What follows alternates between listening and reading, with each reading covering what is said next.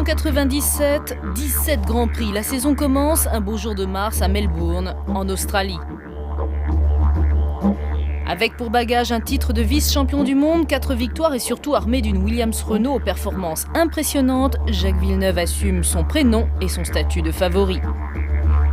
À ses côtés, Heinz-Harald Frentzen doit tout apprendre de Williams-Renault. L'Allemand sait qu'il doit aussi sa place au compliment de son compatriote Schumacher. En effet, le double champion du monde ne cesse de répéter que seul Frentzen, au volant d'une Williams, peut l'effrayer. Chez Benetton Renault, l'heure n'est plus au facétie d'un Briatore virevoltant, mais on garde espoir. Côté pilote, bientôt Gerhard Berger ressentira le poids des années et Jean Alesi sera alors parfois bien seul. Chez McLaren Mercedes, en revanche, la pente est ascendante. Hakkinen et Coulthard ont autant soif de revanche que leur patron. Chez Jordan Peugeot, les jeunes loups ont les dents longues. Ralf Schumacher rêve de suivre les traces de son frère. Quant à Fisichella, sa réputation de rapide lui assure déjà une certaine notoriété. Chez Sauber, l'adaptation du moteur Ferrari, rebaptisé Petronas, offre de nouvelles opportunités à Johnny Herbert. Elles sont toujours bleues mais ne s'appellent plus Ligier. Alain Prost est désormais aux commandes de son écurie. Si le champion du monde en titre espère encore quelques éclats au volant de sa modeste Arrows TWR, c'est sans doute en raison de l'ambition du manufacturier japonais qui équipe également la débutante écurie du triple champion du monde Jackie Stewart. Chez Stewart, le pilote vedette est Rubens Barrichello. Courte apparition des Lola. Quant à Ken Tyrrell, il est toujours fidèle au poste. Mais en ce début de saison, l'inconnu, c'est les pneumatiques. En situation de monopole depuis plusieurs années, Goodyear n'est plus seul. Bridgestone s'est lancé dans la compétition et c'est plus de 3800 enveloppes qui sont acheminées vers Melbourne.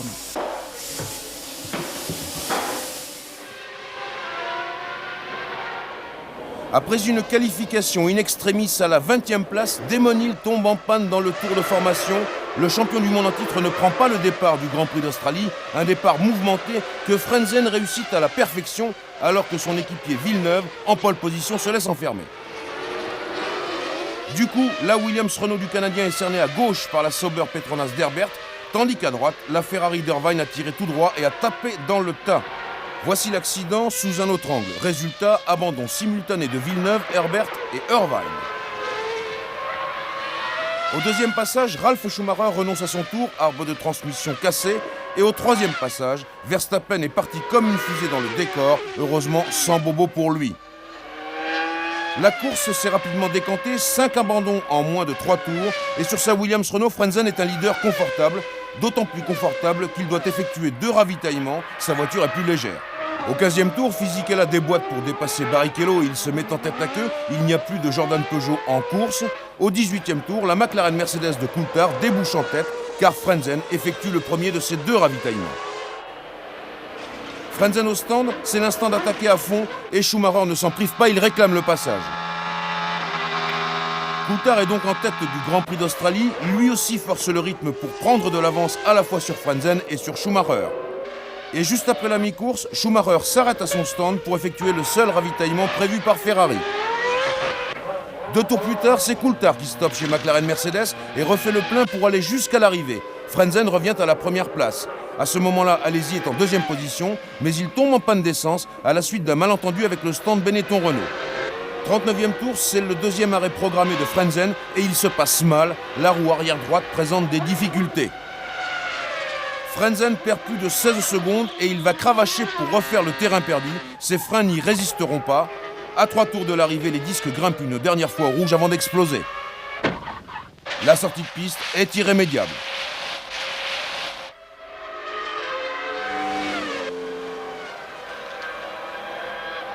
David Coulthard n'a plus d'adversaire à sa mesure et McLaren Mercedes ouvre en fanfare cette saison 97 ici en Australie.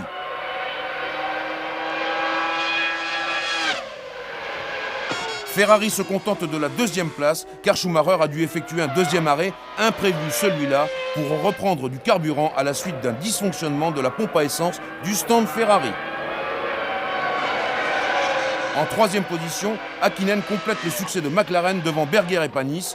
Coulthard est le premier leader du championnat du monde. McLaren n'avait plus gagné en Formule 1 depuis le Grand Prix d'Australie en 1993 et Mercedes depuis le Grand Prix d'Italie en 1955.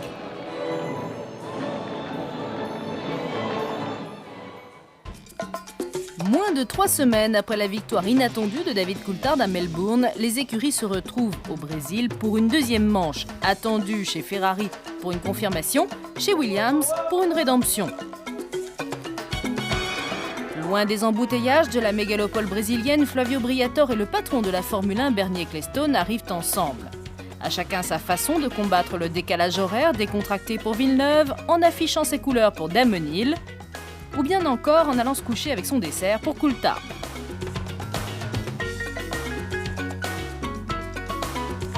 Être en pole position n'est pas une garantie de victoire. Villeneuve en a fait l'amère expérience. Mais le Canadien n'a pas le choix car la menace Schumacher, qui a déjà marqué 6 points, est forte. L'Allemand est en première ligne. La pole position appartient pour 5 dixièmes de moins à Jacques Villeneuve. Les deux hommes entament vraiment leur face-à-face à Interlagos.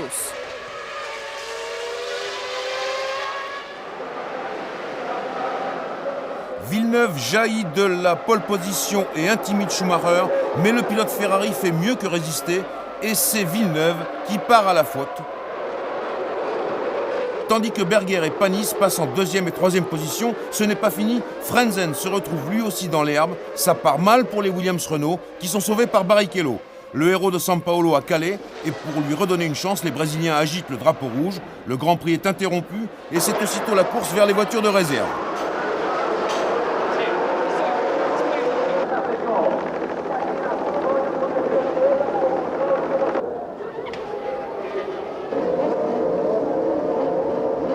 Deuxième grille et deuxième départ. Cette fois, Villeneuve a compris la leçon.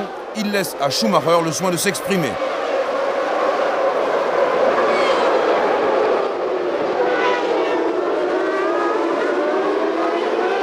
En moins d'un tour, Schumacher et Villeneuve ont creusé une avance phénoménale.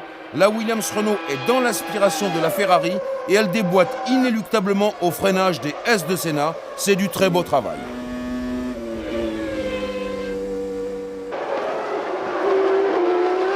Aussitôt, Villeneuve prend le large et Schumacher est cette fois la proie directe de Berger. Mais la Ferrari résiste superbement à la Benetton-Renault.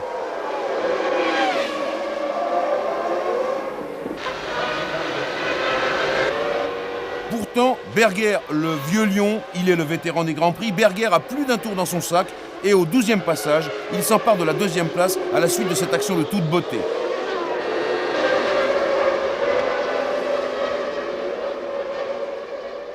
Au 26e tour, Villeneuve effectue le premier des 2 ravitaillements prévus par Williams-Renault.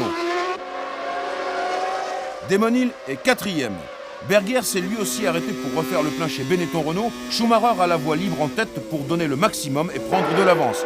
Mais attention, à mi-course, un candidat sérieux se profile vers le podium, c'est Olivier Panis, dont la Prost Honda effectue un seul ravitaillement, contre 2 à tous les concurrents directs du Français. Michael Schumacher a dégringolé à la 5e place du classement. C'est une bataille apocalyptique qui l'oppose à Jean Alesi pour 2 points seulement.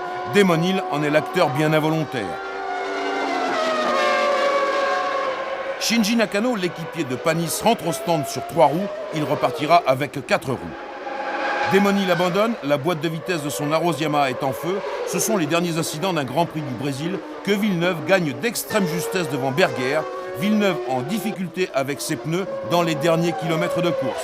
Et le 3e larron est bien celui qu'on avait entrevu à mi-course, c'est Olivier Panis qui signe le premier podium de l'équipe Prost Grand Prix. Au classement du championnat du monde, Villeneuve est ex-aequo en tête avec Coulthard. Berger est 3e.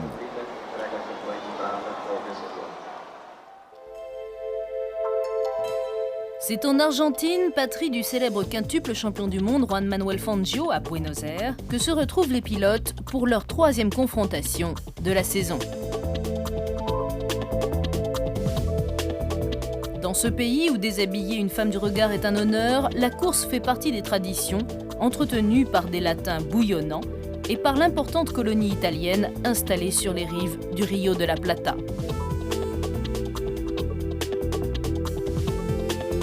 Une colonie italienne qui n'ignore rien des résultats des Ferrari. Pour mieux adhérer à la piste peu utilisée et donc poussiéreuse sur ce tracé tortueux du circuit Oscar Gálvez, toutes les monoplaces arborent leur robe de printemps. Ailerons supplémentaires et astuces aérodynamiques ajoutent au charme de leur ligne parfaite.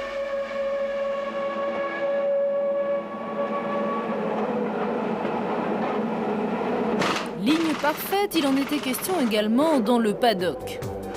Personne, y compris Bernie Ecclestone, ne manquera d'admirer ce joli mannequin venu pour une séance de photos.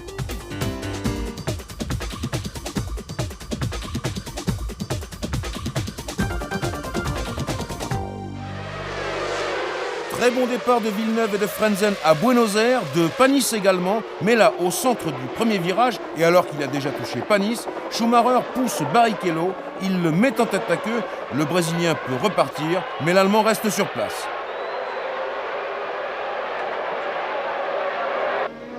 La voiture de sécurité est entrée en action car la bousculade était générale, et le chef de file de la Scuderia Ferrari rentre à pied. La voiture de sécurité s'est effacée, c'est un deuxième départ, lancé celui-là, mais Villeneuve en profite, il est expert en la matière. Frentzen est deuxième, Panis troisième, mais au sixième tour, Frentzen renonce sur panne hydraulique. Panis, en deuxième position, passe à l'attaque et il multiplie les meilleures performances en course. Parti en 11e position sur la grille, Alesi a entrepris de rattraper le terrain perdu et il est 8e lorsqu'il fait l'extérieur à Hill qui reste à la corde. Alesi part en tête à queue et perd 5 places. Quant à Panis, il est obligé de mettre pied à terre en panne d'accélérateur après un début de course remarquable. Au 21e des 72 tours, Villeneuve observe son premier ravitaillement. Il sort des stands et il repart juste devant Irvine. Il doit faire le maximum pour prendre de l'avance car la stratégie de Williams-Renault a prévu 3 arrêts. 3 ravitaillements donc à comparer aux 2 ravitaillements que Ferrari a prévus pour Irvine. Au 25e tour, il y a du rififi chez Jordan Peugeot. Ralf Schumacher éperonne Fisichella et l'envoie en tête à queue. Le jeune Italien renonce alors que son équipier accède à la 2e place devant Irvine. Et attention, pour Ralf Schumacher, Jordan Peugeot a prévu un seul ravitaillement. Toutes les stratégies mènent à la victoire ici en Argentine. 3 arrêts pour Villeneuve, voici le deuxième. Il se déroule sans à-coups, mais Irvine prend la tête du Grand Prix avec sa Ferrari.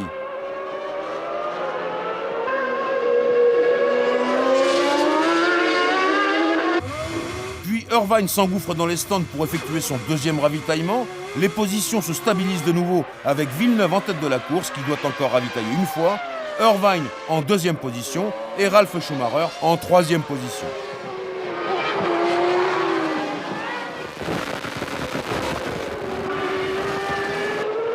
Alerte chez Williams-Renault, mais non, c'est une opération de routine. C'est le 3e arrêt programmé de Villeneuve qui se déroule sans problème.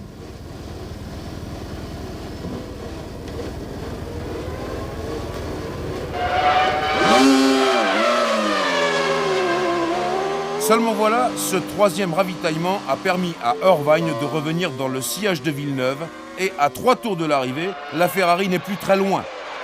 Mais Villeneuve résiste et Irvine ne passe pas. Villeneuve a repris son souffle, Irvine a lâché prise. Villeneuve gagne le Grand Prix d'Argentine. Irvine est second devant Ralf Schumacher, 3e.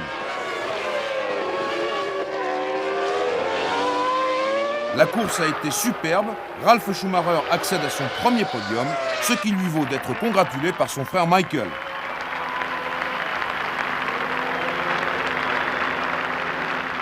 Au classement du championnat du monde, Villeneuve et Williams-Renault prennent l'avantage.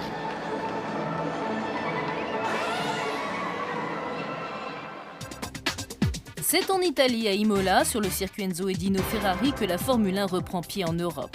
Fief traditionnel de Ferrari dont les installations ne sont qu'à une petite centaine de kilomètres.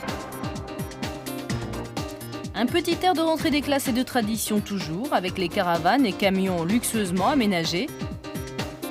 Enfin, dans ce sport où s'égrènent les secondes contre lesquelles luttent les pilotes, les anniversaires et les records ont une importance particulière. À 37 ans, Gerhard Berger, le vétéran, participe à Imola à son 200e Grand Prix.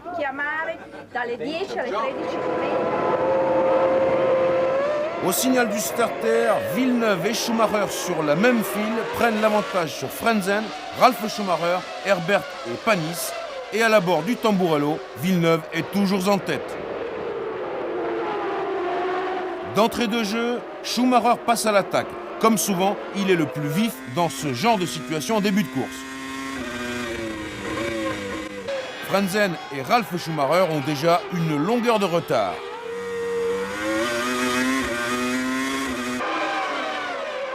Au 5e tour, Berger effectue un tête-à-queue magistral et il est contraint à l'abandon. Ce n'est qu'une péripétie car en tête, l'aspect de la course a changé. Villeneuve a creusé l'écart et Schumacher est directement menacé par Frentzen. Frentzen qui, sur cette attaque, évite de justesse l'accident. Au 12e tour, Nakano résiste à l'attaque de Hill et cette fois, l'accrochage est inévitable. Quelques minutes plus tard, la hiérarchie est bouleversée et ce remue-ménage concerne le groupe de chasse. C'est tout d'abord Panis qui ralentit, en proie à des ennuis de suspension. Irvine, puis Coulthard et Häkkinen en profitent pour passer et rejoindre Herbert et Ralf Schumacher.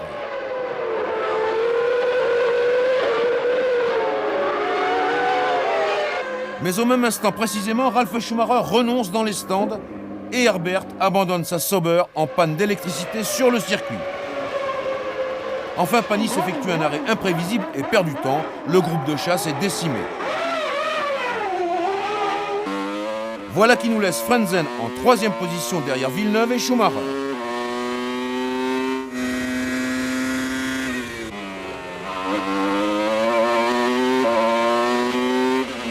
Williams-Renault et Ferrari ont prévu une stratégie de 2 ravitaillements et le premier à rentrer au stand est Schumacher.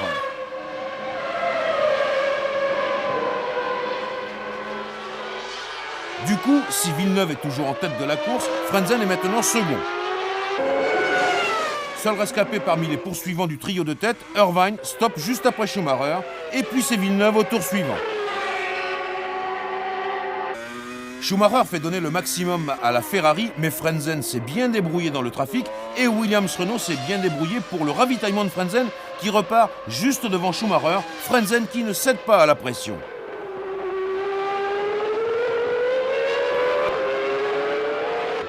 Un Frentzen, 2 Schumacher, 3 Villeneuve, le classement a désormais une autre physionomie, mais il va encore changer. Villeneuve est au stand. Villeneuve est en panne, sa voiture est poussée pour céder la place à Frentzen qui va effectuer son 2e ravitaillement. Frentzen rentre en piste, mais Schumacher est déjà passé et voilà la Ferrari en tête du Grand Prix de Saint-Marin à Imola, autrement dit dans son jardin. Mais soudain les tifosi se dressent, alerte générale, la Ferrari fume. Jean Todt veut s'assurer qu'il n'y a pas de quoi s'inquiéter. Schumacher s'arrête au stand de la Scuderia, puis rentre en course comme si de rien n'était. Frentzen premier, Schumacher deuxième à moins de 5 secondes. Irvine sur l'autre Ferrari est à près d'un tour.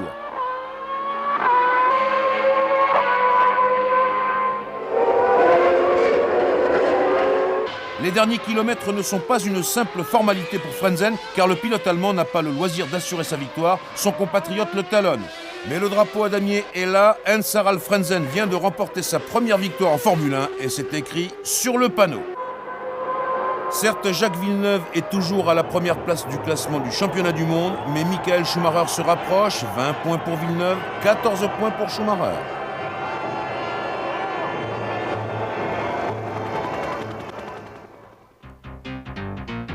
Monaco, 5e étape du championnat 97. Adieu calme et tranquillité. Au moment du Grand Prix, la population monégasque est multipliée par 10. Véritables passionnés de Formule 1 côtoient groupies et autres invités mondains. Voir ou être vus sont les principales motivations. Pour les spectateurs, une obsession, s'approcher à tout prix et même toucher, si possible, ses idoles. Une promiscuité peu habituelle et qui n'est pas du goût de tout le monde. Alors cette année, grillages, panneaux, banderoles et autres policiers zélés flèchent le parcours, tentent de canaliser et freiner les plus assidus. Si proche et pourtant si loin, à Monaco, jamais le public n'est autant au contact des Formule 1 et des pilotes qui sont ici admirés, sollicités, adulés. Sur la lancée de sa victoire à Imola, Heinz-Harald Frentzen prend confiance. Mieux installé dans la Williams-Renault dont il maîtrise désormais le pédalier, il s'offre la pole position. À ses côtés, il y a son compatriote Schumacher, 2 Allemands en première ligne de ce Grand Prix de Monaco, de l'inédit. Inédite également l'option réglage sec de Williams-Renault, alors que des trompes d'eau menacent la principauté au moment du départ. Schumacher, lui, a le réflexe de changer de monoplace, une possibilité prévue par Jean Todt qui avait fait régler le mulet pour la pluie. Dans les autres écuries, c'est la précipitation. Sur la grille de départ déjà, le Grand Prix est pratiquement joué. Michael Schumacher a donc choisi sa voiture de réserve réglée en configuration pluie et des pneus sculptés.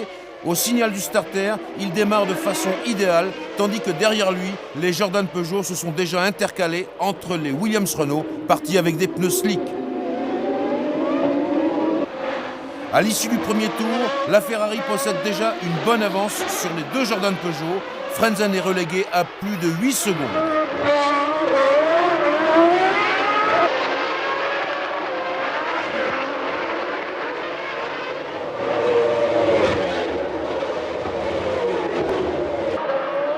Toujours dans ce même premier tour, Coulthard est parti en tête à queue à la chicane, il a calé.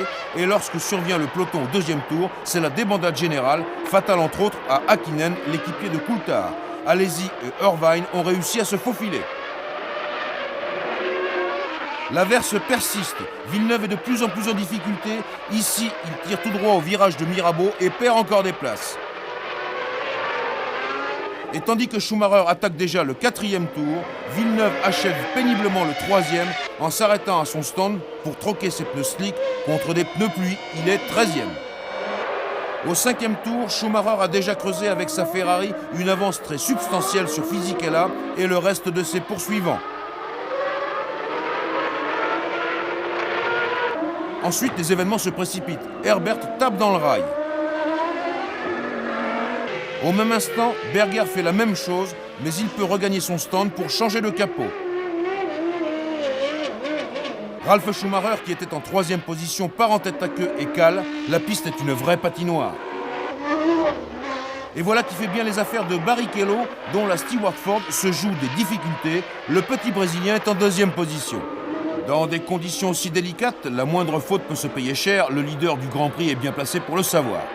Quant aux Williams-Renault, malgré leurs pneus sculptés, elles sont en réglage pour piste sèche. La vie à bord n'est pas facile. Schumacher a pris un tour à Villeneuve qui a touché le rail. Au 17e tour, Alesi part en tête à queue au virage du portier. Il tente de se remettre en ligne, mais son moteur cale.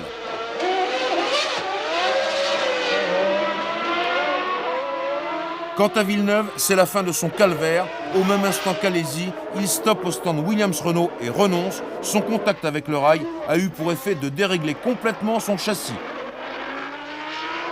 Au 32e tour, Schumacher effectue un ravitaillement de routine, le seul qui ait été prévu par Ferrari.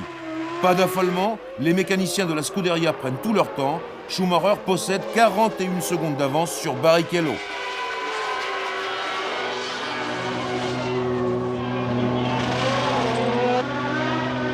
Sur la piste, la tâche de Frentzen n'est pas aussi simple. Après avoir changé de pneu, Frentzen touche le rail à la chicane et il abandonne. Schumacher a tiré tout droit à Sainte-Dévote, il remet sa voiture en ligne et repart comme si de rien n'était. Il a tout son temps, c'est-à-dire plus d'1 minute d'avance sur son second qui est toujours Barrichello. La course n'ira pas au terme des 78 tours prévus, comme le règlement le demande, elle n'excédera pas 2 heures. Et au bout de 2 heures d'un formidable Grand Prix de Monaco qui s'est déroulé dans des conditions extravagantes, Michael Schumacher et Ferrari renouent avec la victoire, la première victoire de la saison 97 pour la Scuderia. Barrichello est deuxième, il marque les premiers points de l'équipe Stewart Ford. Irvine est troisième, il apporte sa propre pierre au triomphe de Ferrari qui prend le commandement du championnat constructeur. Panis est quatrième.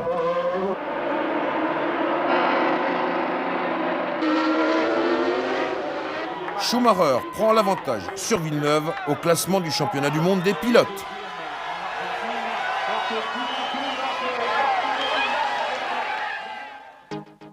Entre Monaco et Barcelone, 2 jours de navigation, 10 jours de réflexion pour les écuries qui ont sombré lors du dernier Grand Prix. Si le soleil inonde la ville surchauffée en cette fin de mois de mai, les statistiques sont formelles depuis que le championnat du monde fait étape sur le circuit de Catalogne. Une journée au moins est brutalement et copieusement arrosée. Alors tous se penchent sur la météo locale, traquant le moindre nuage susceptible de favoriser Schumacher et sa Ferrari. Loin de ses préoccupations, c'est en tenue décontractée que le souverain d'Espagne, le roi Juan Carlos, est venu encourager les pilotes. Merci.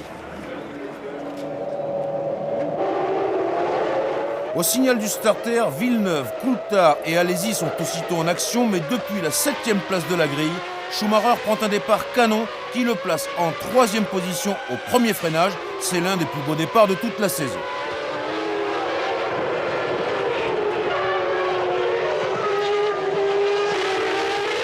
Quelques centaines de mètres plus loin, Schumacher attaque Coulthard et passe en 2e position, c'est superbe. Coulthard achève donc le premier tour en 3e position derrière Villeneuve et derrière Schumacher. Mais l'Écossais n'a pas l'intention de se laisser faire. Au 2e tour, il attaque Schumacher et passe. Non, Schumacher conserve l'avantage in extremis. La caméra embarquée montre que c'est passé très juste. Schumacher, Coulthard, Alesi et Häkkinen, c'est l'ordre du groupe de chasse derrière Villeneuve. Coulthard va encore attaquer Schumacher, mais tout ceci profite à Villeneuve qui s'échappe en tête.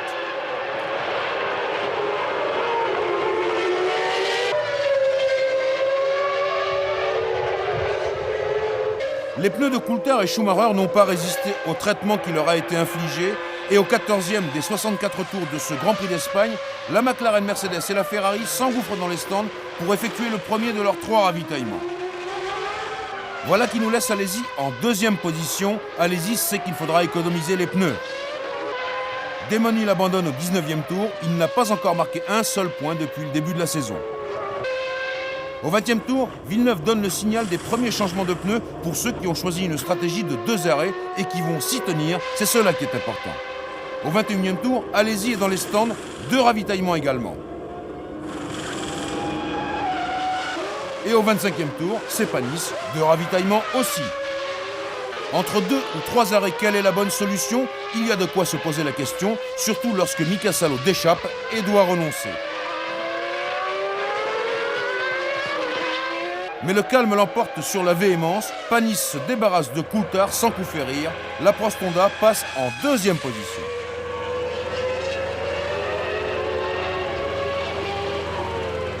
En tête, Villeneuve a suffisamment d'avance pour effectuer sans problème son 2e changement de pneu. Schumacher est 3e car il a dû stopper une 3e fois. Villeneuve a repris la tête de la course devant Panis. Évidemment, Panis fait le forcing pour revenir sur la Williams-Renault, tout comme Alesi qui fait donner le maximum à sa Benetton-Renault pour revenir sur la Prost Honda. Mais la course est loin d'être finie, car Panis et Alesi rattrapent un groupe de retardataires, un groupe compact dans lequel Irvine met une évidente mauvaise volonté à céder sa place.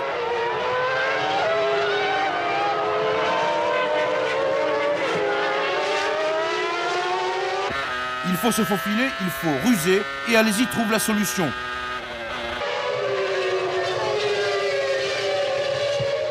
Il se plaint ostensiblement auprès du directeur de course pour faire sauter le bouchon Irvine.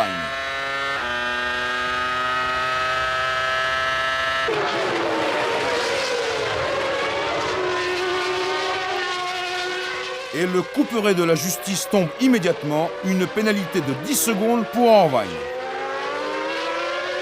Pendant ce temps-là, Villeneuve n'a pas attendu car tout en ménageant ses pneus qui sont à la corde, il doit forcer l'allure pour résister à Panis. Mais finalement, Villeneuve est sauvé par le gong.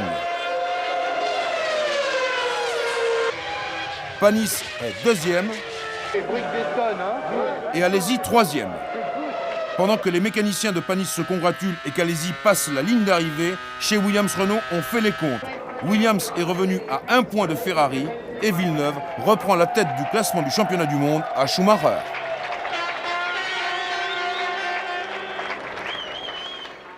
Sur le circuit Gilles Villeneuve. Ne vous fiez pas au calme apparent de Montréal en cette mi-juin. Nos cousins canadiens n'avaient Dieu que pour Paris où l'enfant du pays, retourné d'urgence, était jugé par les sages de la fédération. Officiellement blâmé par les autorités sportives pour son vocabulaire et non ses idées, Jacques Villeneuve sera bien au volant de sa Williams-Renault au départ de son Grand Prix.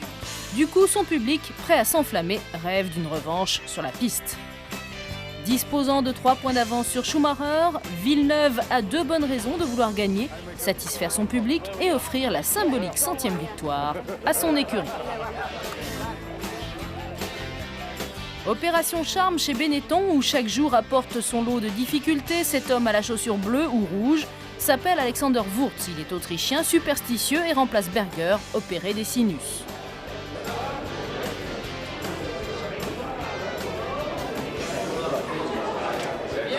Pour la 7e fois, tous s'élancent pour traquer le millième de seconde. Avec 5 pole positions pour Jacques Villeneuve et une pour Heinz-Harald Frentzen, jamais depuis le début de la saison, la meilleure place de la grille de départ n'a échappé à une Williams-Renault. Mais il faut se faire une raison. La montée en puissance des Ferrari est impressionnante et Michael Schumacher en pole position annonce le début d'un été à dominante rouge.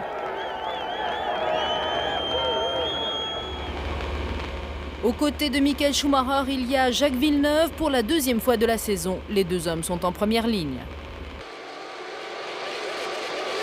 À l'extinction des feux rouges, Schumacher jaillit magistralement de la pole position et il a déjà une longueur d'avance sur Villeneuve au premier freinage de ce Grand Prix du Canada, tandis que derrière, un accrochage en série fait voler les ailerons. Magnussen en est la première victime et il a tapé dans le mur. Panis repasse par les stands pour changer de capot avant et Häkkinen va mettre pied à terre chez McLaren. Schumacher continue de creuser l'écart sur Villeneuve, le Canadien est en 2e position lorsqu'à l'abord du 3e tour, il arrive trop vite à la chicane, il fait un demi-tête à queue et tire tout droit dans le mur, c'est l'abandon irrémédiable.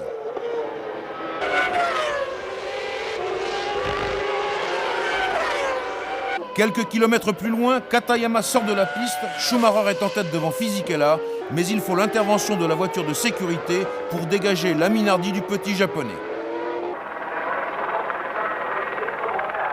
2 tours plus tard, la piste est dégagée, la voiture de sécurité s'engouffre dans la voie des stands et la course est relancée avec Schumacher devant Fisichella. Frentzen est tombé sur un mauvais train de pneus et il stoppe pour le changer au 10e tour, voilà qui va sérieusement pénaliser son classement. 15e tour, spectaculaire sortie de piste de Ralf Schumacher qui a mis 2 roues dans l'herbe au freinage. Le jeune Allemand, alors en 5e position, fracasse littéralement sa Jordan Peugeot dans le décor et il s'en tire, heureusement pour lui, sans une égratignure. La course a pris son rythme, Schumacher est en tête devant Fisichella et Alesi, mais attention, Coulthard vient d'effectuer le meilleur tour en course. Panis effectue le premier de ses 2 ravitaillements après son changement de capot au premier tour.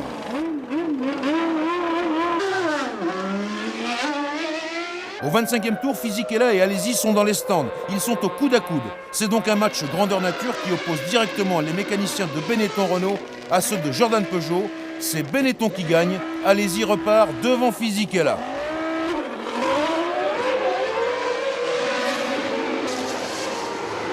Trois tours après Alesi et Fisichella, le leader du Grand Prix du Canada stoppe également à son stand pour le premier des 2 ravitaillements prévus par Ferrari.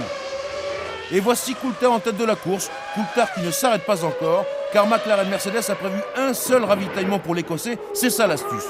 Schumacher est 2e et Alesi 3e.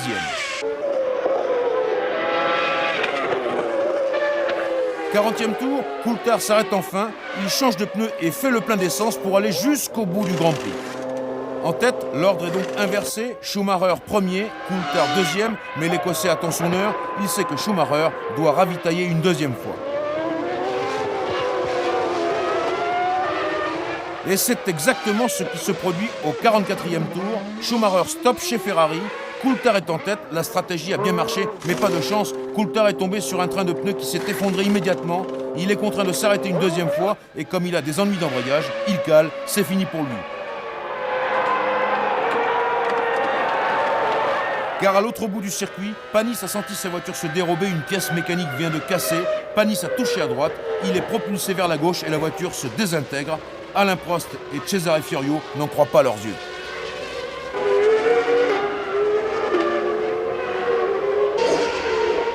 Panis est extrait de la carcasse de sa voiture, il a les 2 jambes brisées nettes, c'est un coup d'arrêt pour l'écurie Prost Grand Prix. Entre-temps, bien sûr, la voiture de sécurité a démarré, le temps que le service médical puisse évacuer Panis. Puis le directeur de course prend la décision d'interrompre le Grand Prix du Canada au 56e des 69 tours prévus. Schumacher vient ranger sa Ferrari derrière la ligne de chronométrage comme le veut le règlement. Alesi et Fisichella font de même. Alesi qui vient aussitôt demander à Schumacher s'il en sait un peu plus sur l'état de santé de Panis. Schumacher, Alesi, Fisichella, un podium triste et digne. Schumacher et Ferrari ont repris la tête du championnat.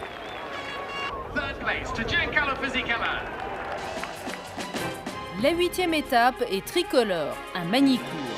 Pari osé des autorités, séduite en 87 par l'idée d'implanter dans une région à vocation agricole un pôle économique, la Technopole compte une dizaine d'entreprises liées à la compétition automobile, mais va perdre son fleuron Prost Grand Prix. Chez Renault aussi, on pense à l'avenir. Voici le moteur d'avion concocté par les ingénieurs de Renault Sport. Et puis dans la course au titre mondial, tous les coups sont permis, y compris le blond platine. Après son crâne rasé au Japon l'année dernière, Villeneuve est fidèle à sa réputation d'anticonformiste, y compris hors piste. Mais la surprise en arrivant à Magny-Cours, c'est la pluie qui accueille les valeureux spectateurs. Les bulletins météo s'enchaînent, sans pour autant rassurer les campeurs. Schumacher à gauche, Frentzen à droite, et lorsque le starter éteint le rouge, Schumacher est aussitôt en action devant Frentzen, Irvine, Ralf Schumacher et Villeneuve, tandis que Hill va mordre la poussière et devra s'arrêter immédiatement pour changer d'aileron.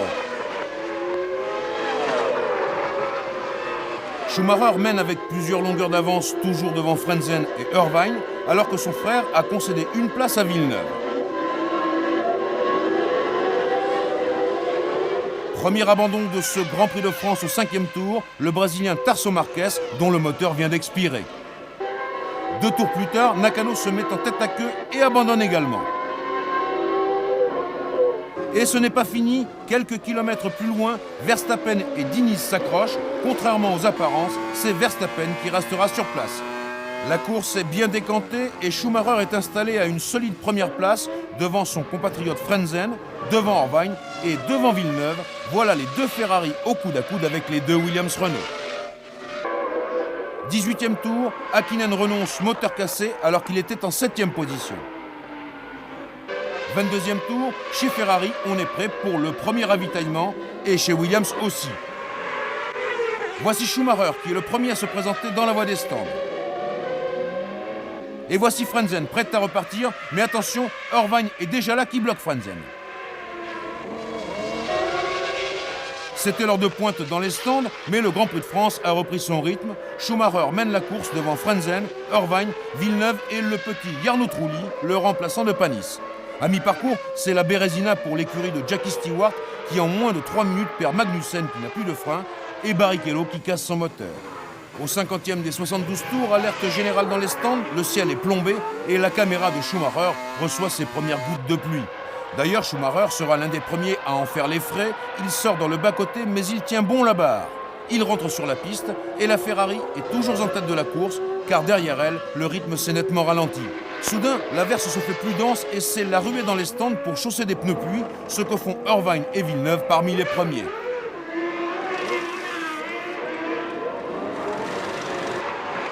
Tandis qu'à l'autre bout du circuit, c'est une valse hésitation.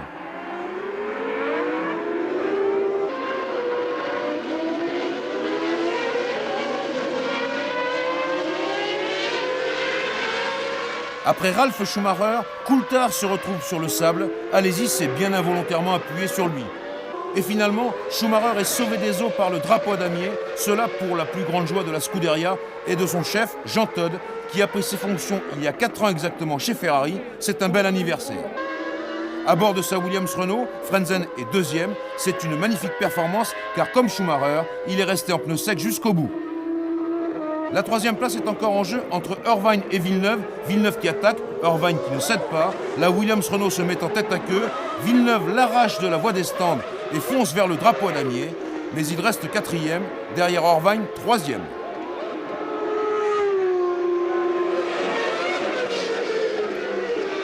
Michael Schumacher accroît très sensiblement son avance au championnat du monde sur Jacques Villeneuve et Ferrari en fait autant sur Williams Renault.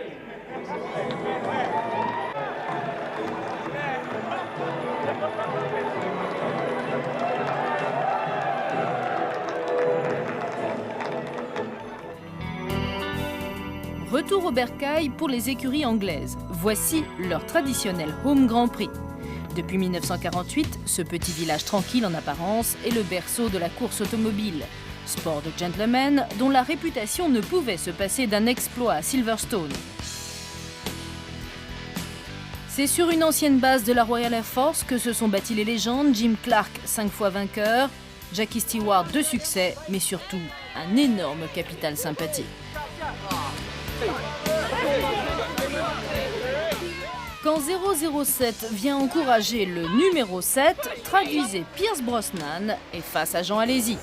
Chez McLaren, les mécaniciens se sont lancés dans une course effrénée au décollage d'étiquettes pour éviter l'aspect flashant.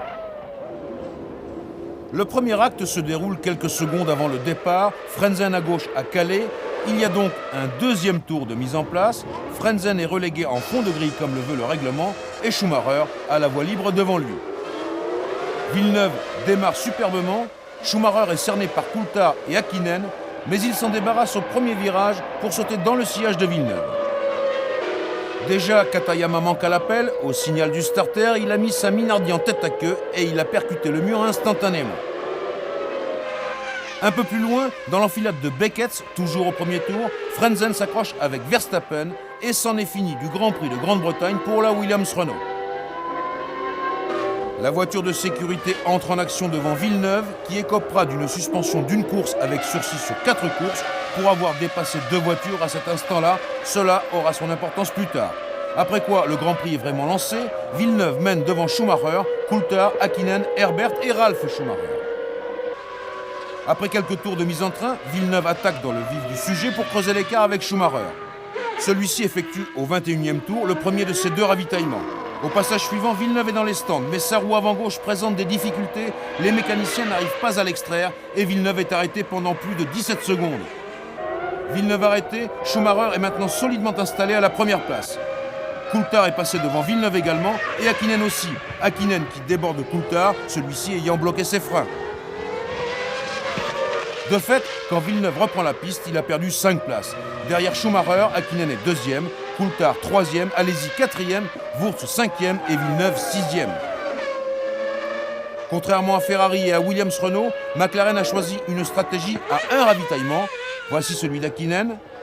Villeneuve profite de cette aubaine pour remonter et il a raison car la course est loin d'être perdue. La preuve, au 36e tour, la Ferrari de Schumacher émet une fumée véritablement suspecte. Schumacher rentre au stand, il fait vérifier sa machine, ses mécaniciens en profitent pour effectuer un 2e ravitaillement.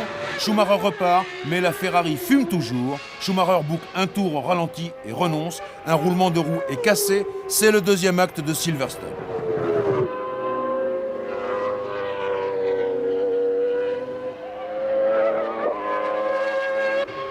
Voilà donc Villeneuve en tête, mais il doit ravitailler une 2e fois. Et lorsqu'il repart, il est en 2e position à 7/10 d'Häkkinen. Mais Häkkinen ne pourra pas résister bien longtemps. Son moteur explose. C'est le 3e acte de la course.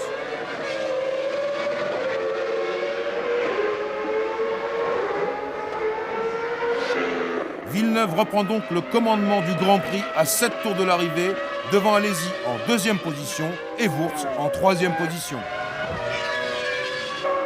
Villeneuve emporte sa 4e victoire de la saison. Alesi est 2e, il revient de la 11e place sur la grille. Wurz est 3e, c'est son premier podium. Coulthard est 4e devant Ralf Schumacher et Damon Hill marque enfin son premier point de la saison. Au classement du championnat, Villeneuve et Williams-Renault se rapprochent de Schumacher et de Ferrari.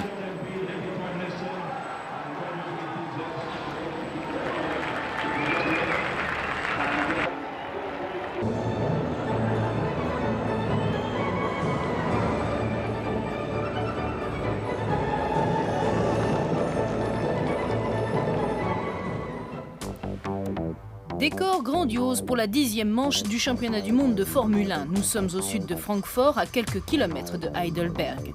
Pour la 20e fois depuis la création du championnat, Hockenheim accueille le Grand Prix d'Allemagne. Et le seigneur de ces lieux, à l'origine piste d'essai de Mercedes, n'est autre que le double champion du monde, Michael Schumacher. Cette année, les supporters allemands ont de quoi satisfaire leur fibre patriotique, car ils sont deux. Ralf, le petit frère, participe pour la première fois à son Grand Prix national. Éprouvé par le décès accidentel de son père, Berger est de retour après 3 Grands Prix d'absence. Enfin, Frentzen, lui, s'est entraîné sur un jeu vidéo. Berger à droite, Fisichella à gauche, c'est une première ligne pour le moins insolite que celle de ce Grand Prix d'Allemagne. Berger prend un excellent départ et s'engouffre en tête dans le premier virage devant Fisichella. Derrière, un accrochage a mis aux prises Irvine qui a crevé à l'arrière gauche, Frentzen qui a crevé à l'avant droit. La Ferrari et la Williams-Renault rentrent au stand à l'issue du premier tour pour abandonner. Abandon également pour la McLaren Mercedes de Coulthard qui a été impliquée dans l'incident. Berger mène la course devant Fisichella, Schumacher, Häkkinen et Alesi. Les premiers tours du Grand Prix d'Allemagne sont animés par Schumacher qui essaie en vain de déborder Fisichella. Au 17e passage, Berger effectue le premier des 2 ravitaillements prévus par l'équipe Benetton-Renault. Il laisse aux prises Fisichella et Schumacher. Berger repart des stands et Fisichella mène un Grand Prix de Formule 1 pour la première fois de sa carrière. Berger est rentré en course en 4e position derrière Fisichella, Schumacher et Häkkinen. Il attaque aussitôt Häkkinen et opère un dépassement magistral. Ce sera l'un des rares dépassements de ce Grand Prix. Schumacher a lui aussi ravitaillé pour la première fois et il repart juste derrière Alesi. Au 24e tour, Fisichella s'arrête. Il ne doit effectuer qu'un seul ravitaillement. Loin des hommes de tête, Villeneuve se débat avec Trulli, mais l'Italien est coriace et c'est le Canadien qui part finalement à la faute. Il est contraint à l'abandon. Le moteur de Barrichello explose. Celui de son équipier Magnussen a déjà explosé depuis 6 tours. 34e passage, Berger s'engouffre une nouvelle fois dans les stands pour son 2e ravitaillement. Berger ressort des stands juste derrière Fisichella. La Benetton-Renault saute dans l'aspiration de la Jordan Peugeot et déboîte. Berger reprend la première place du Grand Prix d'Allemagne. L'Autrichien a eu raison de changer 3 fois ses pneus, car Fisichella, qui a stoppé une fois seulement, déchappe. La Jordan Peugeot part en tête à queue.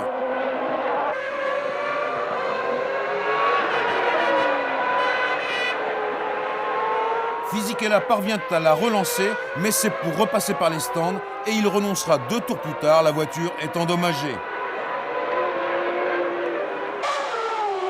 L'abandon de Fisichella fait bien les affaires de Trulli qui gagne une place. Il est désormais 4e derrière Häkkinen et cela lui vaudra ses premiers points en Formule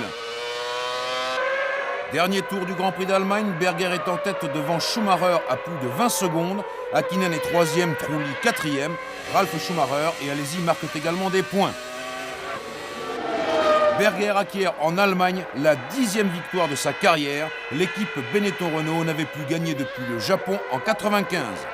Berger vainqueur après 3 Grands Prix d'absence. Berger vainqueur dès son retour aux affaires. C'est toute la Formule 1 qui est en liesse et qui applaudit son vétéran.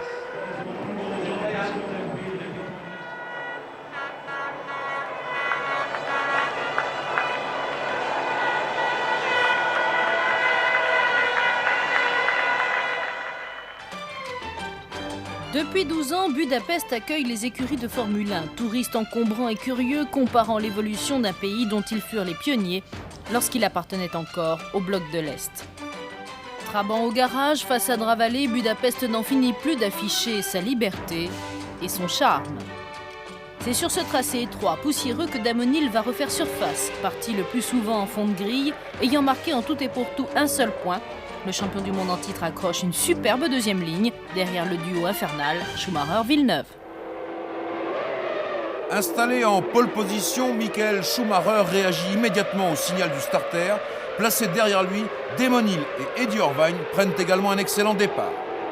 Tout de suite, Irvine se met en position d'attaquer Hill, mais le champion du monde résiste et conserve sa 2e place. La Ferrari de Schumacher mène les premiers tours de course, mais la Rose Yamaha de Hill ne se laisse pas distancer.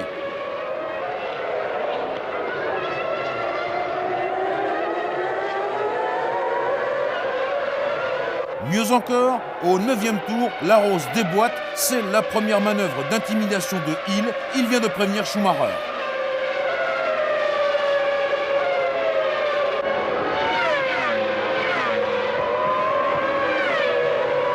Et au tour suivant, Larose se porte à la hauteur de la Ferrari qu'elle dépasse inéluctablement.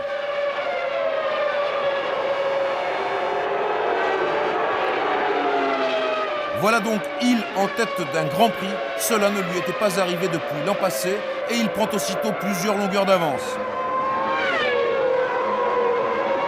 À son tour, Villeneuve attaque Schumacher et le déborde au 14e passage. À cela, il y a bien sûr une explication. Schumacher est en difficulté avec ses pneus, il est obligé de ralentir sa cadence avant de stopper pour les changer. Derrière Hill, toujours en tête, le trafic est très intense, mais c'est la configuration du tourniquet de Budapest qui veut ça.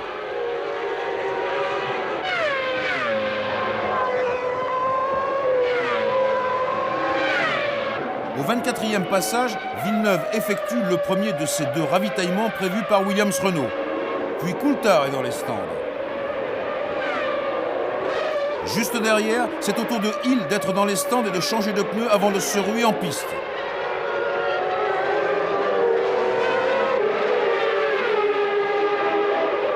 Frentzen émerge donc en tête de la course, mais regardez sur ce ralenti, il y a une pièce qui se désolidarise de la Williams. C'est le clapet du réservoir d'essence et la fuite est irrémédiable. Dommage pour Frentzen qui pouvait gagner car il avait choisi des pneus durs à l'inverse de ses concurrents, comme Schumacher par exemple qui est toujours en difficulté. Au 30e tour, Frentzen renonce. Du coup, c'est Hill qui revient en tête du Grand Prix de Hongrie devant Villeneuve et devant Coulthard. Plus loin, Fisichella et Schumacher se disputent la 5e place et de quelle façon. Fisichella attaque Schumacher, mais le pilote Ferrari sait comment résister. Fisichella a encrassé ses pneus et il commet une erreur en attaquant une nouvelle fois Schumacher qui ferme la porte et voilà Fisichella en tête à queue.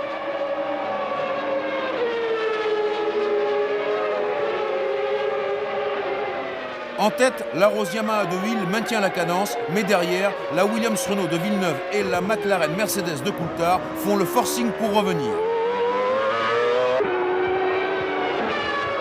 L'heure du deuxième ravitaillement a sonné, Coulthard revient au stand au 50e tour, suivi de Hill et de Villeneuve, les deux ensemble au 51e tour.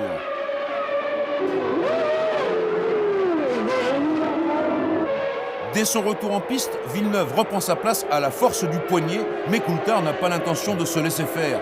Amis dans la vie de tous les jours, Coulthard et Villeneuve n'en sont pas moins rivaux sur la piste et leur duel est somptueux.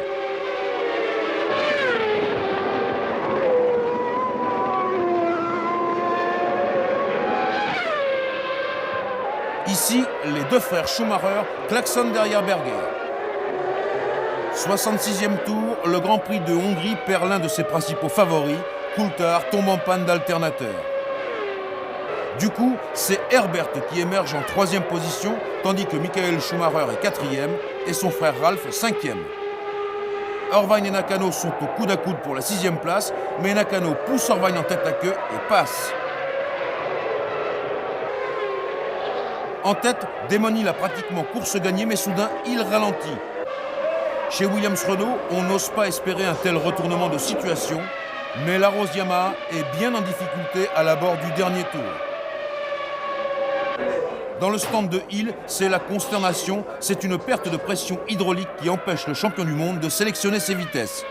Damon fait le maximum, mais il est une proie évidemment facile pour Villeneuve, qui le passe à moins de 2 km de l'arrivée.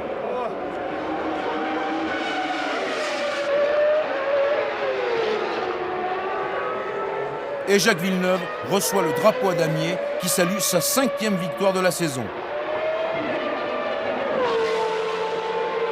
Quant à Damon Hill, il réussit à préserver sa 2e place.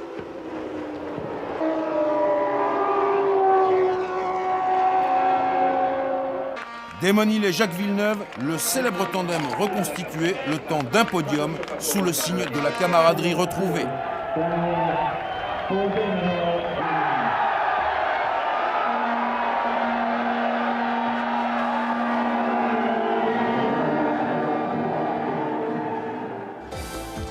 Quand l'histoire s'arrête aux abords d'un circuit automobile, c'est que vous êtes dans les Ardennes belges. Depuis un siècle, bataille et poésie ont marqué ces lieux désormais réservés aux bolides en tout genre.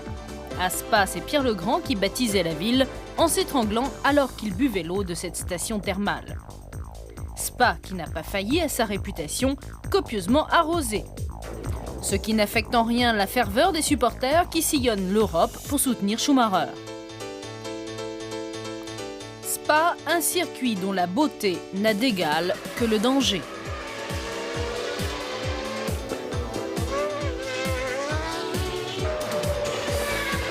Si les essais consacrent une nouvelle fois Jacques Villeneuve en pole position, la 7e depuis le début de la saison, Jean Alesi, 3e du championnat du monde malgré une Benetton peu performante, s'offre la première ligne sur la grille de départ devant Schumacher et Fisichella. La météo s'est déchaînée, les conditions de piste sont très mauvaises. C'est la voiture de sécurité qui donnera le départ du Grand Prix de Belgique. Ralf Schumacher change de machine, il a touché le rail pendant le tour de formation, il partira des stands. Une fois encore et comme à Monaco, Michael Schumacher a eu le choix entre deux Ferrari. Il a choisi celle qui est en configuration intermédiaire.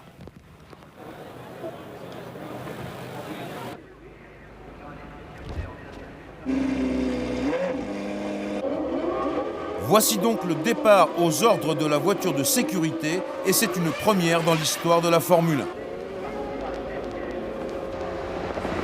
1. Au bout de 3 tours complets, la voiture de sécurité entre dans la voie des stands. C'est le vrai départ avec Villeneuve, Alesi, Schumacher dans cet ordre.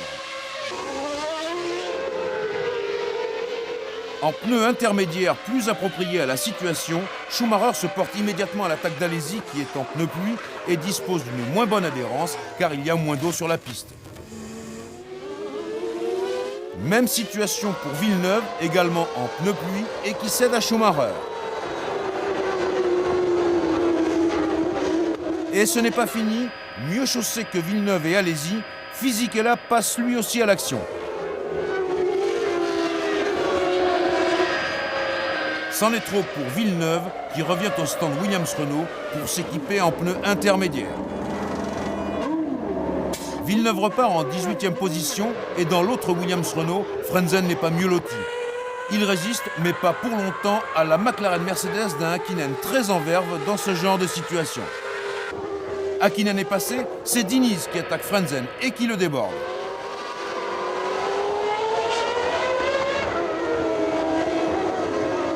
La bonne solution, c'est Alesi qui la trouve. Au 7e tour, soit un tour après Villeneuve, il change de pneu mais chausse des slicks car la trajectoire a séché.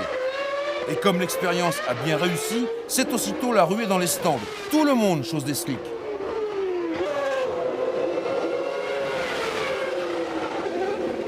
Villeneuve n'y coupe pas, il doit lui aussi stopper pour changer de pneu. Il aura donc effectué un arrêt de plus que ses concurrents. Pendant ce temps-là, Häkkinen attaque de tous les côtés et Schumacher est un leader très solide. Après son changement de pneu astucieux, Alesi a récupéré sa 2e place et Magnussen, qui ne s'est pas arrêté, est 3e. Au 14e tour, et après avoir tiré le maximum de ses pneus intermédiaires, Schumacher met enfin des slicks et son avance est colossale. Attention, la piste de Francorchamps est encore piégeuse, Coulthard en fait la mauvaise expérience et Ralf Schumacher aussi qui détruit sa Jordan Peugeot. En revanche, pour son frère, tout va bien, il est loin devant. Loin devant Alesi et le Français commence à rétrograder sérieusement. Chez Benetton Renault, on ne parvient pas à déterminer la panne. Alesi multiplie les changements de pneus, mais c'est en vérité le fond de sa voiture qui est en train de se détacher. La Benetton Renault cède du terrain, elle perdra 6 places.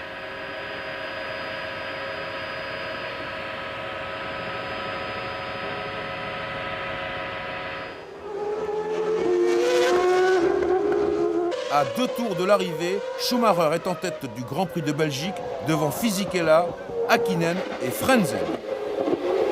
Häkkinen est comme souvent le dernier animateur de la course. Il vise la 2e place de Fisichella, mais le pilote de la McLaren Mercedes est sous le coup d'une suspension pour carburant non conforme. Il a fait appel de cette décision pour disputer le Grand Prix. Le jugement des commissaires techniques sera confirmé quelques jours après la Belgique et Häkkinen sera disqualifié.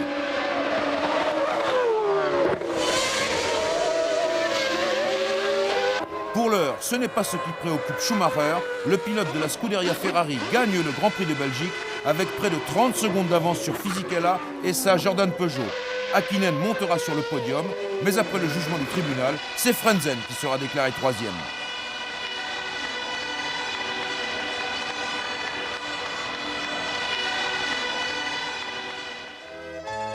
Qui dit Monza pense aussitôt vitesse et Ferrari. Vainqueur en 96 devant une foule déchaînée, Michael Schumacher, le plus italien des Allemands, porte une nouvelle fois tous les espoirs des tifosi. Jamais depuis 1979, la Scuderia n'a été en aussi bonne position pour remporter le titre mondial. Lui aussi aime son Italie d'origine et les Ferrari. Sylvester Stallone est venu signer un accord de production pour un film sur la Formule 1. En attendant, c'est Jean Alesi qui est en pole position devant son rival Frentzen. Eux en revanche ne s'aiment plus, Benetton et Briatore ne seront plus unis sur le front de la Formule 1. Alesi à droite avec une pole position à plus de 250 km/h de moyenne, c'est la plus rapide de toute la saison. À gauche Frentzen, mais c'est pourtant Coulthard à la 6e place sur la grille qui prend le meilleur départ. Au freinage de la première chicane, Coulthard est en 3e position, derrière Alesi et Frentzen, et aussitôt la bataille s'engage. Durant les premiers tours de course, Alesi creuse un écart de 4 ou 5 longueurs sur Frentzen talonné par Coulthard. À cette vitesse-là, les dépassements sont impossibles.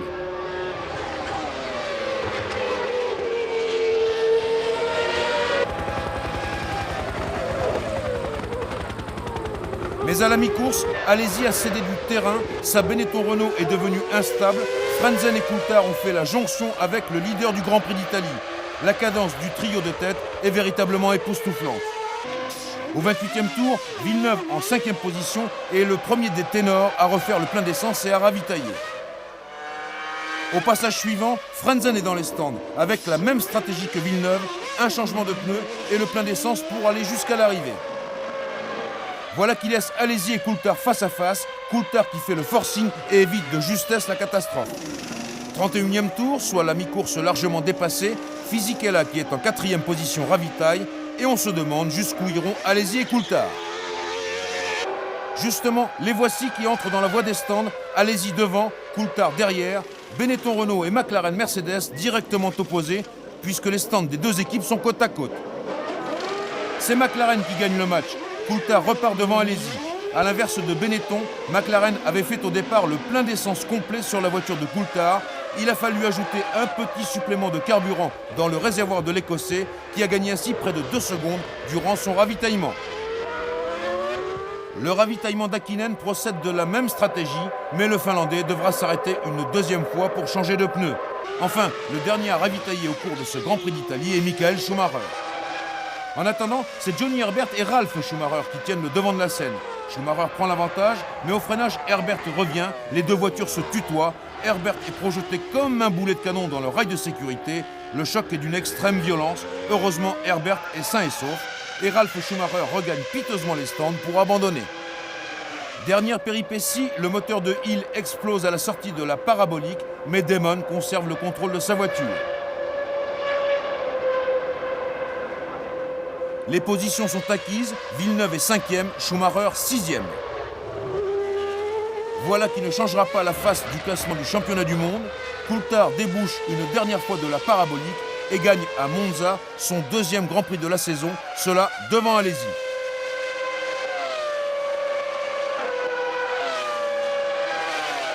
McLaren Mercedes a battu Ferrari dans son fief et Alesi revient en 3e position au classement du championnat du monde, derrière Schumacher et Villeneuve.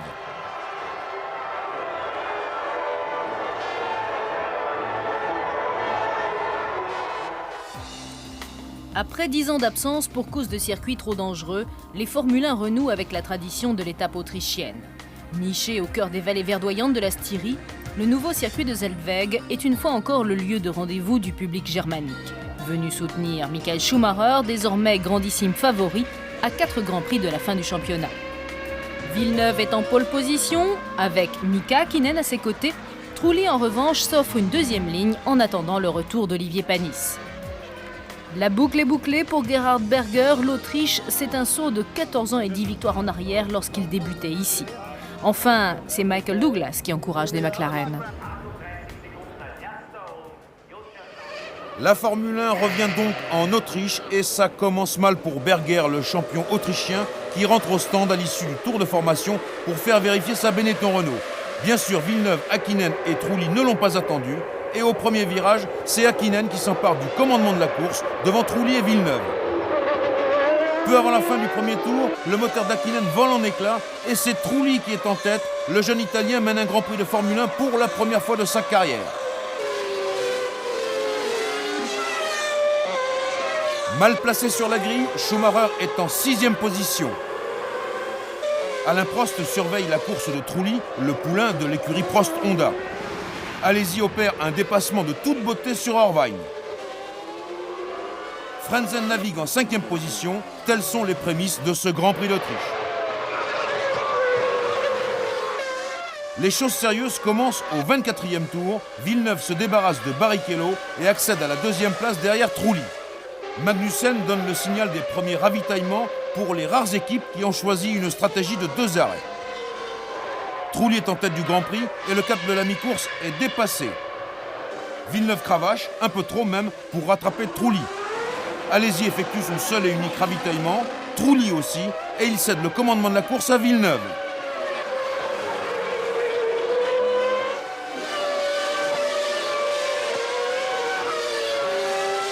Alesi est rentré en course devant Irvine qui roulait à la 15e place. Irvine tente de faire l'extérieur. Alesi part en vol plané. La Benetton Renault et la Ferrari renoncent par chaos technique.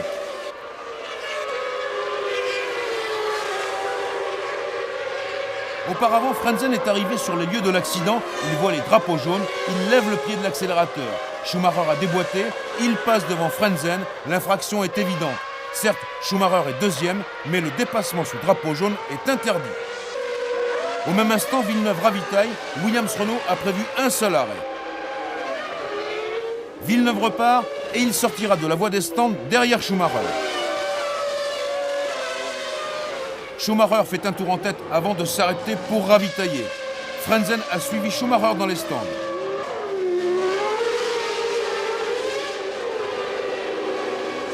Coulthard ravitaille également. Tant et si bien que Villeneuve a retrouvé la première place du Grand Prix d'Autriche devant Trulli. Trulli qui doit ralentir. La pompe de ravitaillement du stand de Prost n'a pas bien fonctionné. Trulli doit lever le pied sous peine de ravitailler une 2e fois. Branle-bas de combat chez Ferrari. Le dépassement sous drapeau jaune de Schumacher n'est pas passé inaperçu. 10 secondes de pénalité pour le pilote de la Scuderia. Schumacher obéit et s'arrête. Villeneuve et Trulli sont désormais loin devant. Schumacher repart en 9e position. Il reste alors 15 tours dans ce Grand Prix d'Autriche qui en comporte 71. Coulthard se rapproche de Trulli, mais il n'a pas besoin de l'attaquer. Le moteur de Trulli explose. Coulthard est 2e.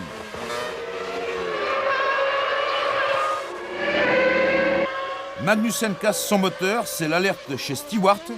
Du fait de l'abandon de Trulli, Schumacher est 8e. Il reste 6 tours. Schumacher attaque Barrichello pour le gain de la 7e place. Barrichello a du mal à résister à la pression de Schumacher. Il sort de la piste et renonce. Voilà Schumacher en 7e position. Et puis Schumacher fonce sur Hill et force le passage. Schumacher est 6e. Il marque un point décisif avec lequel il garde ses chances dans la course au titre mondial. Devant Schumacher, ce sont les 2 Jordan Peugeot qui finissent elles aussi dans les points. Fisichella est 4e, Ralf Schumacher 5e. Coulthard et Frentzen montent sur le podium.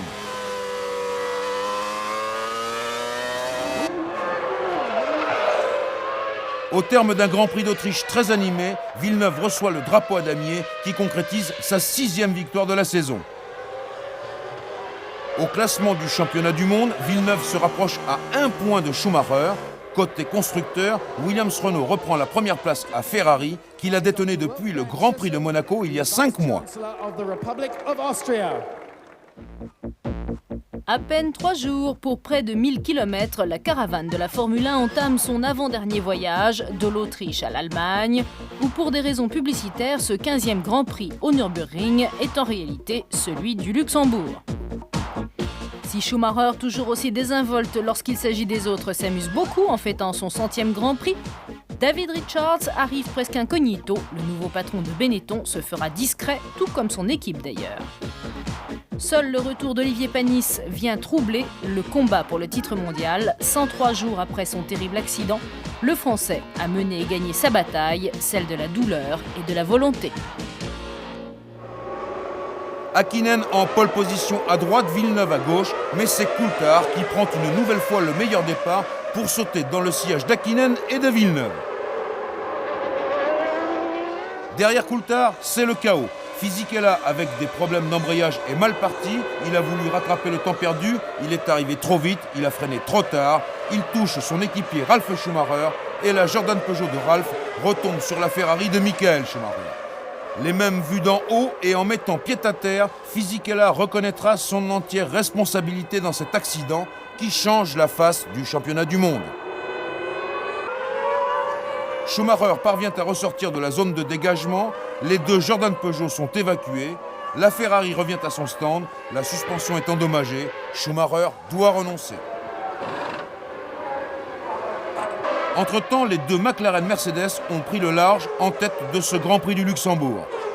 Häkkinen mène la course devant Coulthard, Villeneuve, Barrichello, Alesi qui était 10e sur la grille et Magnussen.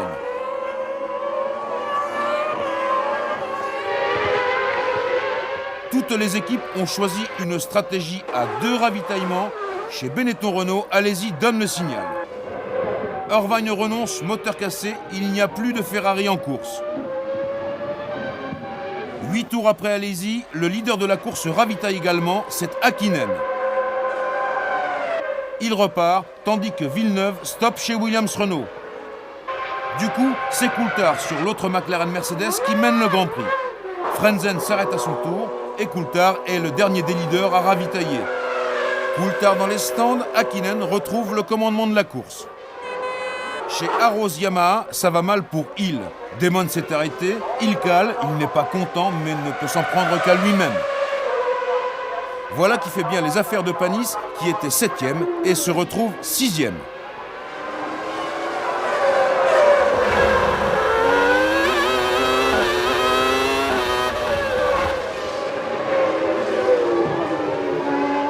Après le chaos du premier tour, un deuxième chaos secoue le Grand Prix du Luxembourg à 25 tours de l'arrivée.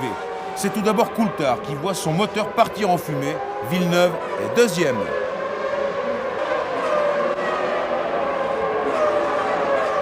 Quelques secondes après Coulthard, Häkkinen est lui aussi victime d'une rupture de moteur. Il range sa McLaren Mercedes sur le bas-côté et voilà Villeneuve premier.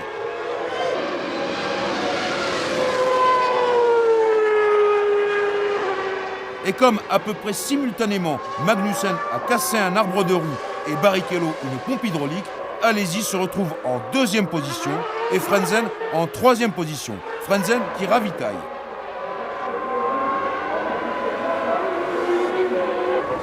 Voilà donc le nouveau leader du Grand Prix du Luxembourg, Villeneuve, qui effectue son 2e arrêt de routine.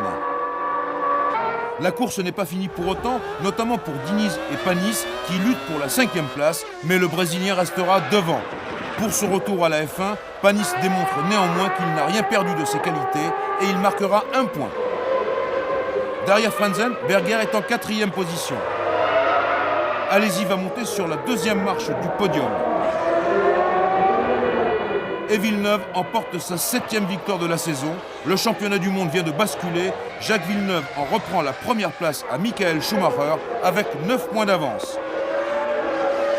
Avec Villeneuve, Alesi, Frentzen et Berger, les 4 moteurs Renault sont aux 4 premières places. Le résultat du Grand Prix du Luxembourg fait aussi des heureux chez les motoristes de l'équipe Renault Sport.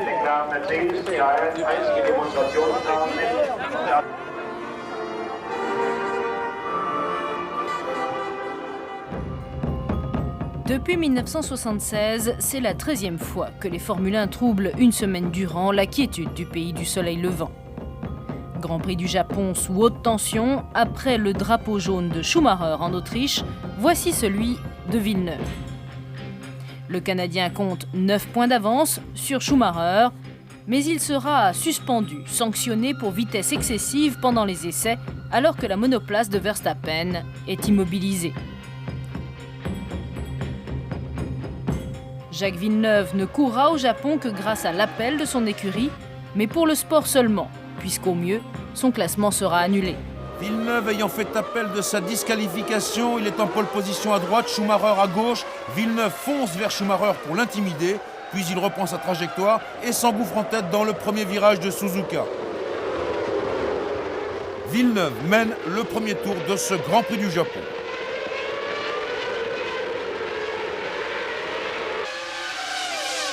Au deuxième tour, il freine un peu plus tôt que prévu, Schumacher se tient dans son sillage, mais Irvine déboîte et passe Schumacher.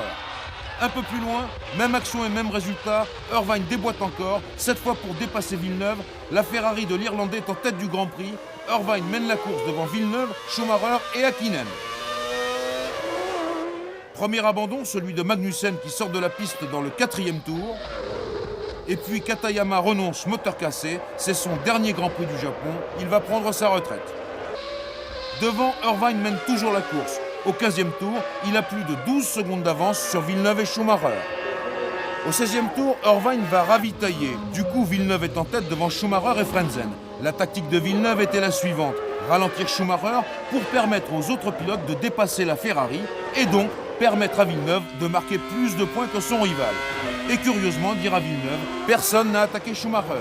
Jean Todt veille au grain et fait ravitailler Schumacher. Villeneuve est en tête. 2 tours plus tard, Villeneuve stoppe au stand Williams-Renault. C'est le premier de ces 2 arrêts. Il rentre en course juste devant Schumacher, mais la Ferrari arrive sur son élan et elle passe devant la Williams-Renault. C'est le tournant de la course. En effet, Frentzen ravitaille et le classement est désormais le suivant. Premier Irvine, deuxième Schumacher. Et Ferrari décide de rendre la monnaie de sa pièce à Villeneuve. Schumacher déboîte et passe Irvine, mais Villeneuve ne passe pas. Et Irvine ralentit Villeneuve, favorisant ainsi l'échappée de Schumacher. Que fait alors Villeneuve? Il réagit bien et rentre au stand pour ravitailler une deuxième fois. Seulement voilà, le ravitaillement se passe mal, les mécaniciens de Williams n'arrivent pas à emboîter le coupleur et Villeneuve perd plus de 13 secondes, là où il n'aurait dû en perdre que 6 ou 7.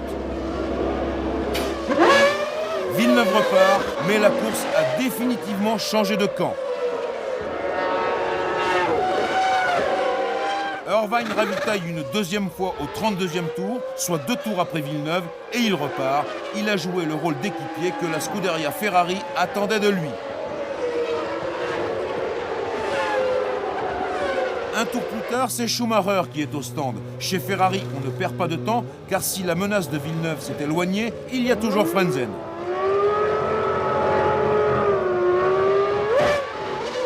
Schumacher au stand, c'est Frentzen qui est logiquement et justement premier, mais il doit encore ravitailler. Le moteur de Panis part en fumée, Olivier était en 13e position. 37e tour, soit 4 tours après Schumacher, Frentzen ravitaille. Il rentre en course devant Irvine, mais ne cède pas, Irvine restera derrière. Dernier ravitaillement d'Alesi, il est 6e, Villeneuve est en 5e position, juste derrière Häkkinen.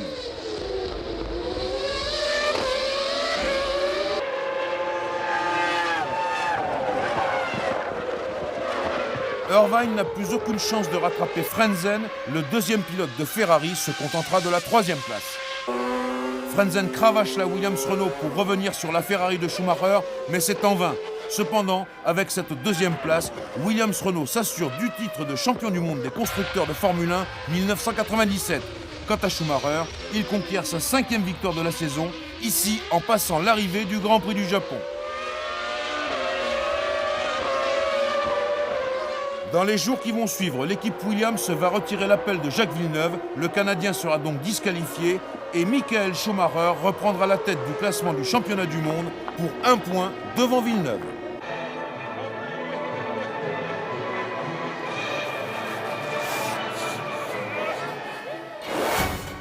Par le jeu du sport et des sanctions, c'est finalement à Jerez que se jouera le titre mondial 97 entre Jacques Villeneuve et Michael Schumacher.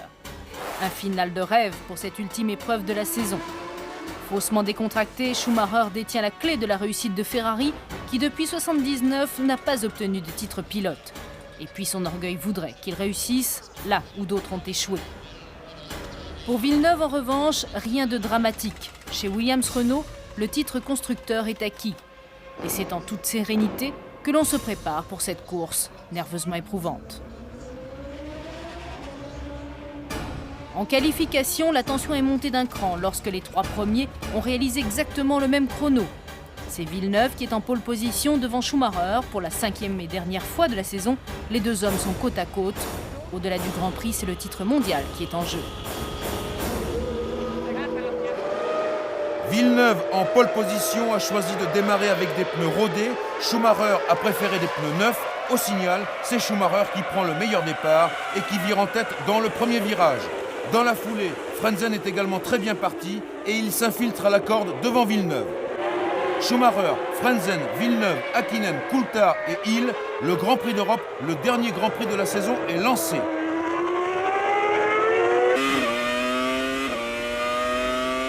Et après un tour de mise en jambe, Villeneuve passe à l'attaque. Pour être champion du monde, il doit finir devant Schumacher. Pour l'instant devant, il y a Frentzen, mais Frentzen s'écarte et voilà Villeneuve en 2e position. Schumacher a immédiatement compris la menace, il donne le maximum et au 8e tour, il a plus de 4 secondes d'avance sur Villeneuve. Villeneuve qui ne s'en laisse pas compter et qui réplique immédiatement « Meilleur tour pour Villeneuve ». Chez Ferrari, on se prépare déjà à accueillir Schumacher. La Ferrari s'engouffre dans la voie des stands au 22e tour. Schumacher stoppe, le ravitaillement se passe sans à-coups. Villeneuve passe en tête, Schumacher repart. Quelques secondes s'écoulent et Villeneuve entre à son tour dans les stands. Il s'arrête, le ravitaillement se passe on ne peut mieux.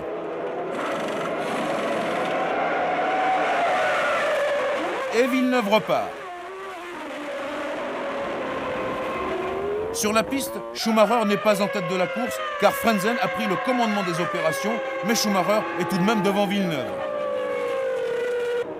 La Ferrari est talonnée par la Williams-Renault et Villeneuve tente une première manœuvre d'intimidation, une manœuvre qui aurait pu lui coûter cher, mais le Canadien parvient à maîtriser la situation. Frentzen ravitaille, Schumacher retrouve la première place et Villeneuve la seconde. Mais les 2 hommes entrent dans le trafic et ils vont perdre du temps.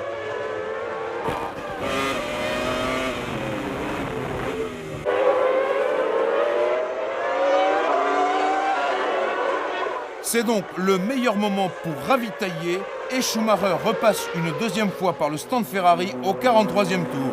Villeneuve est en tête.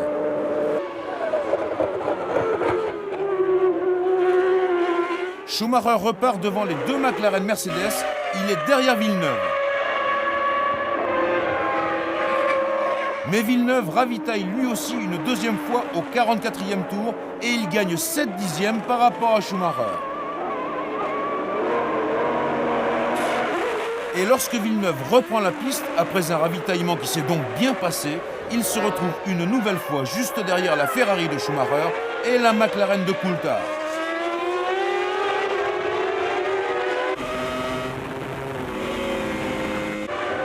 Mais Coulthard rentre au stand.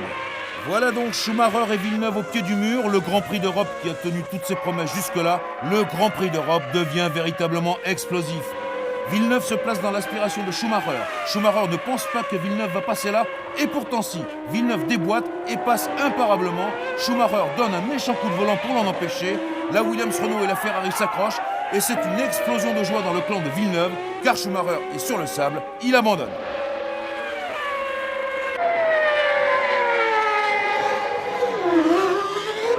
Villeneuve poursuit sa route, il est toujours en première position avec 11 secondes d'avance sur Coulthard, mais il roule avec précaution, il est à l'écoute de sa voiture qui a été endommagée. S'il renonce maintenant, c'est Schumacher qui sera champion du monde.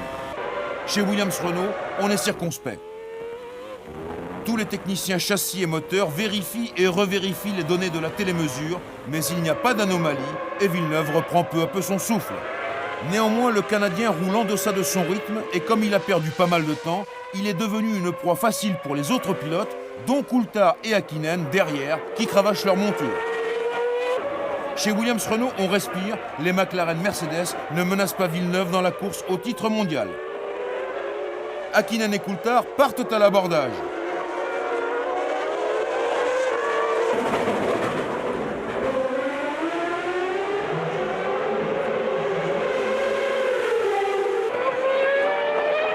les deux McLaren Mercedes font la jonction avec la Williams-Renault dans le dernier tour. Häkkinen passe, il est en tête. Et Coulthard passe également. Villeneuve s'est rapidement écarté. Dernier virage du dernier Grand Prix de la saison 1997, Mika Häkkinen emporte sa première victoire en Formule 1 et Jacques Villeneuve est champion du monde. Si Mika Häkkinen a attendu sa 96e participation avant d'enregistrer une victoire, pour Jacques Villeneuve, en revanche, tout est allé beaucoup plus vite. Une année pour apprendre, une année pour gagner. Fidèle à sa réputation, le Canadien s'est emparé du titre mondial 97, 2 ans après avoir obtenu celui du championnat américain. Michael Schumacher a essuyé de vives critiques pour son comportement et finalement a été exclu du championnat 97 par la fédération. S'il conserve le bénéfice de ses victoires, il cède sa place de deuxième à son compatriote Frentzen. Coulthard est troisième, Jean Alesi quatrième. Au championnat constructeur, Renault part la tête haute avec ce titre constructeur et pilote et ce doublé Williams-Renault. Chez Ferrari, on ne parle que de revanche pour la saison prochaine. Échouer si près du but fut d'une telle cruauté qu'il faut s'attendre à un rude début de saison 98.